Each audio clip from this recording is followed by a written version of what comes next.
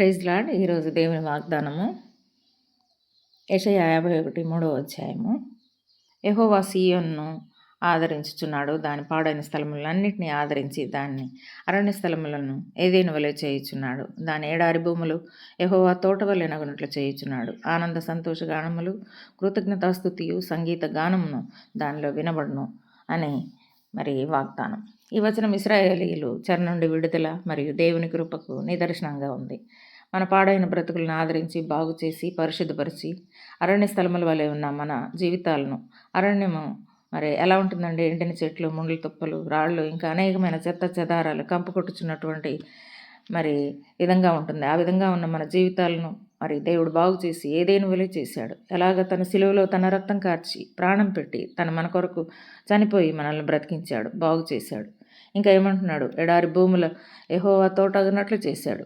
ఎడారి భూములు ఎలా ఉంటాయండి? ఏమీ ఉండదు, అంతా ఇసుకే, నీరు ఉండదు, పంట పొలాలు ఉండవు, ఏమీ దొరకవు.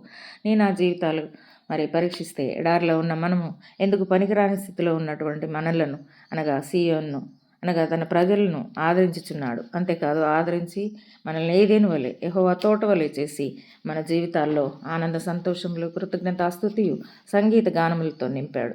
అరణ్యం వంటి పరిస్థితులను యెహోవా తోటలా మార్చి ఆనందిస్తాడు. యెషయా 51:11 11వ వచనము విడుదల, సంతోషం గురించి తెలియజేస్తుంది. యెహోవా విమోచించిన వారు తిరిగి వస్తారు, జయధ్వని చేయుచు సీయోనుకు చేరుదురు అంటున్నాడు.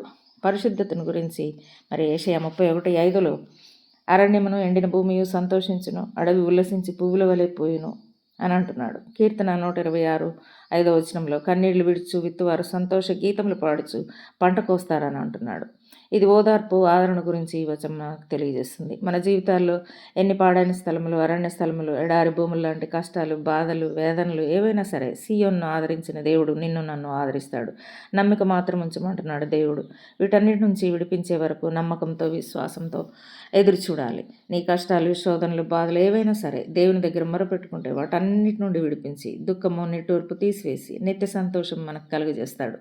మన కొరకు తన ప్రాణాన్ని సైతం బలిగా అర్పించిన దేవుడు మనల్ని ఆదరించి ఏదేను వలె యెహోవా తోట వలె చేసి ఆనంద సంతోషములతో, కృతజ్ఞతాస్తుతులతో సంగీతగానం చేసే వారంగా దేవుడు మనకు సహాయం చేయునుగాక. ఆమెన్. Praise the lord.